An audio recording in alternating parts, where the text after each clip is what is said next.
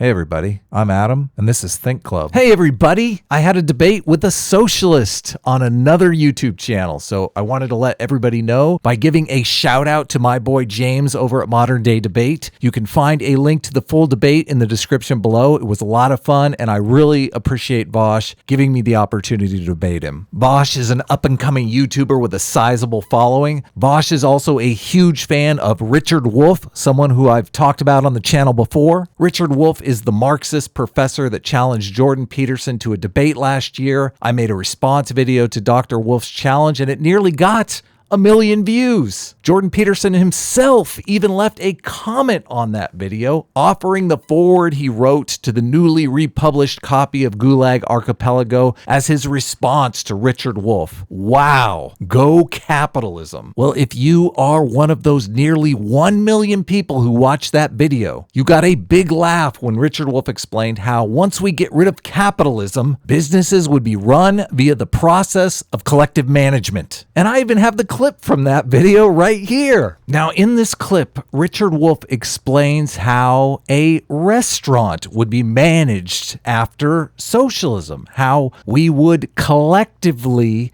manage the business. Any business. Pick a business. Pick any business and you can do this with it. What's the alternative?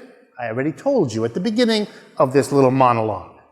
That's when the people who produce the surplus, the workers, are themselves the people who get the surplus. How would that work? Take any factory, take any office, take any store in America today, here in New York. Change it as follows. No more board of directors. Most things are done by corporations that are run by a board of directors. No more board of directors. Don't need it. Here's how we're going to do it. Monday to Thursday, where all the workers come to work and do what they were always doing. You cook bread, you clear the table, you set the table, you do the dishes, whatever, if it's a restaurant, say. Friday, we have a different arrangement.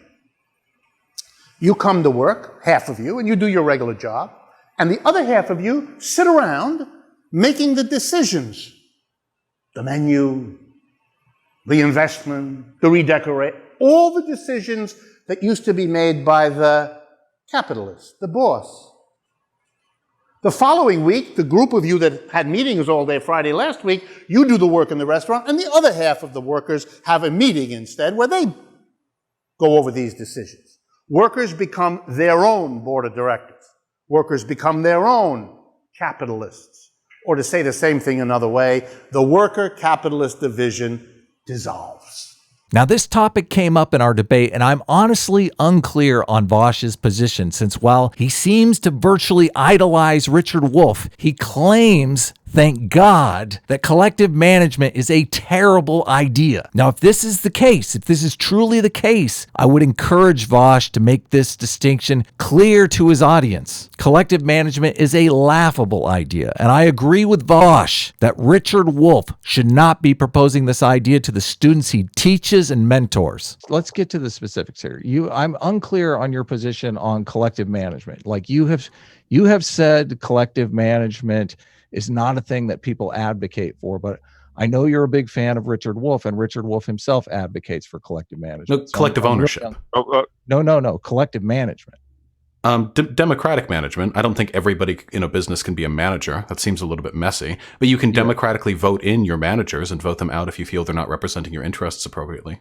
Okay, so you're not in favor of collective management, even though RichardDWolff is. I'm very familiar with RichardDWolff, and I'm very positive that he doesn't advocate for like everyone in a massive collectively owned business to be equal manager of that place. I know for a fact he doesn't argue for that. Making the decisions, the menu, the investment, the redecorate, all the decisions that used to be made by the capitalist, the boss. Well, first of all, if you don't have a purpose, it isn't that your life becomes neutral in a meaningless sense. It's that your life becomes characterized by unbearable suffering. So perhaps critical thinking with a little education. I will settle for almost any kind of thinking. It's so rare these days. Because the baseline condition of life is something like unbearable suffering.